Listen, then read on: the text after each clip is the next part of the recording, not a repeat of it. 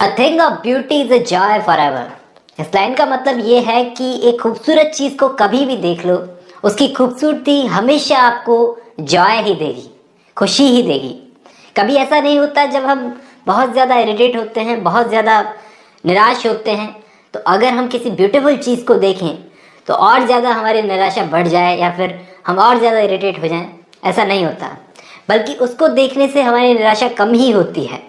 इसलिए ये ब्यूटी जो है ये गॉड की तरफ से एक गिफ्ट है, एक अमृत की तरह है, जिसको देखने से खुशी मिलती है। अगर बहुत ज़्यादा दुखी हो कोई तो एक बच्चे की हंसी को ही देख ले तो वो भी एक ब्यूटी है उसकी। अगर किसी की स्माइल को देखकर चेहरे पर स्माइल आ जाए तो वो भी एक ब्यूटी है। ये लाइन कही थी जॉन कीट्स ने अपनी पोएम एंडेमियन में। दोस्तों, इसकी कुछ लाइनें मैं आज डिस्कस करूंगा एंडेमियन पोएम की। A thing of beauty is a joy for ever, इसको लेकर एक पोएम बनाई गई है। कुछ लाइनों की शुरुआती कुछ लाइनों को डिस्कस करेंगे। बहुत ही खूबसूरत पोएम है दोस्तों, शुरू करते हैं। इस पोएम को डिस्कस करने से पहले इसका बैकग्राउंड जानना ज़रूरी है। ये जो ओरिजिनल पोएम है ये बेस्ड है एक ग्रीक माइथोलॉजी पर। एक शेपर्ड था एंडेमियन नाम का, उसको डायना से बहुत प्यार था। उसी की तलाश में वो एक अर्थली मेडन से प्यार में पड़ जाता है, मतलब एक लड़की जो कि अर्थ पर रहती है उससे प्यार में पड़ जाता है, और बाद में वही अर्थली मेडन डायना निकलती है। तो ये ग्रीक माइथोलॉजी है जिस पर ये पोएम एंडेमियन जॉन कीट्स ने लिखी थी। अब a thing of beauty is a joy for ever, शुरू करते हैं। A thing of beauty is a joy for ever, इस लाइन का मतलब ये है, इसकी शुरुआती लाइनों में कीट्स बोल रहे हैं कि एक ब्यूटीफुल चीज़ की ब्यूटी हमें एंडलेस जॉय देती है। एंडलेस जॉय का मतलब वो जॉय जो कभी ख़त्म नहीं होता, कभी फेड नहीं होता, इसलिए जॉय फॉर एवर बोला है। हमेशा रहता है वो, कभी फेड नहीं होता। इट्स लवलीनेस इंक्रीजेस, उसकी लवलीनेस हमेशा बढ़ती जाती है, इंक्रीज होती है। इंक्रीज का मतलब बढ़ना। It will never pass into nothingness, मतलब इस लाइन का मतलब है कि ब्यूटी, वो ब्यूटी टाइम के पास होने के साथ खुद भी गुजर नहीं जाती, बल्कि और ज़्यादा ब्यूटीफुल होती जाती है। अब ये पास इनटू नथिंगनेस एक फ्रेज है दोस्तों। इसका मतलब ये है it will never cease to exist but will continue to have a lasting impression, मतलब कभी भी ख़त्म नहीं होती ब्यूटीफुल चीज़ की ब्यूटी, कभी ख़त्म नहीं होती, उसका लास्टिंग इम्प्रेशन बना रहता है। टाइम गुजरने के साथ साथ वो और ज़्यादा ब्यूटीफुल होती जाती है। अब नेक्स्ट लाइन्स में वो बोलते हैं but still will keep a bower quiet for us and a sleep full of sweet dreams and health and quiet breathing. मतलब इस लाइन में बावर, बावर का मतलब एक शेडी ट्री, यहाँ पर छाया देने वाला पेड़ बोल रहे हैं। यहाँ पर पोएट के लिए वो ब्यूटी एक ब्यूटीफुल शेडी ट्री की तरह है, छाया देने वाले पेड़ की तरह है, जिसकी छाया के अंदर सारे क्रीचर सो सकते हैं पीसफुली, लंबी लंबी सांसें लेते हुए, स्वीट ड्रीम्स को देखते हुए सो सकते हैं।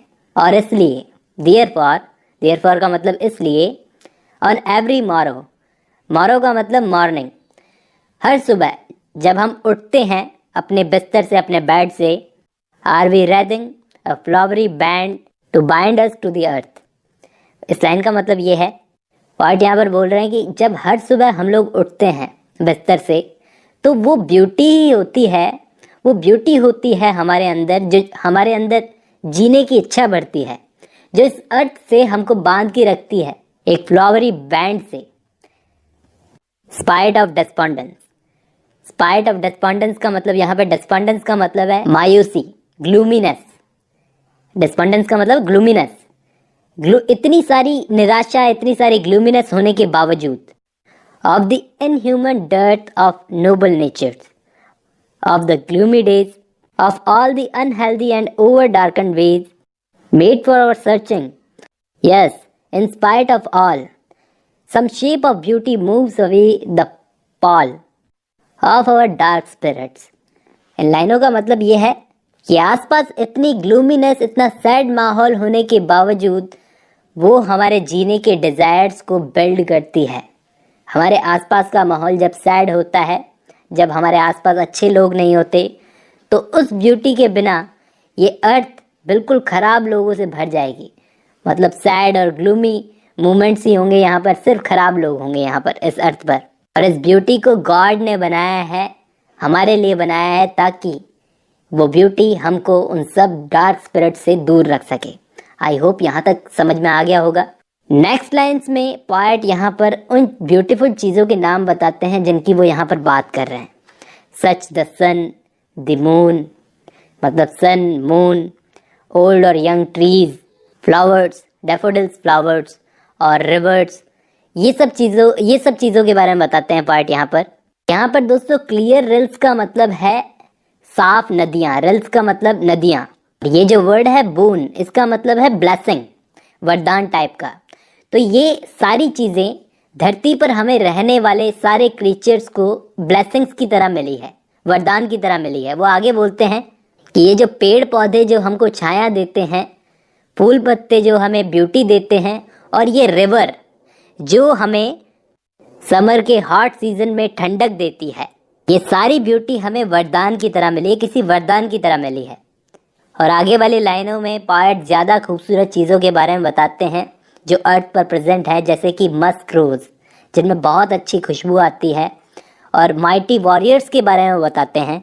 माइटी वॉरियर्स मतलब जाबाज सिपाही जो अपनी कंट्रीज़ या ह्यूमैनिटी के लिए अपनी जान की बाजी तक लगा देते हैं। वो बोलते हैं कि ये सारी ब्यूटीफुल चीज़ें गॉड की तरफ से हम लोगों के लिए एक गिफ्ट है, जैसे ऊपर वाले ने हमें अमृत दे दिया हो, एक endless fountain of immortal drink, मतलब अमृत की तरह। इमॉर्टल ड्रिंक का मतलब होता है अमृत, इमॉर्टल का मतलब अमर, ठीक है। और ये जो लास्ट लाइन है, pouring unto us from the heavens brink, इसका मतलब ये है कि ये हमें जीने के लिए रीज़न देती है, इतनी सारी तकलीफ़ों के बीच में हमें जीने की इच्छा देती है ये ब्यूटी। दोस्तों यहाँ पर मैं उम्मीद करता हूँ कि आपको ये पोएम समझ में आई होगी। तो आज की वीडियो में बस इतना ही।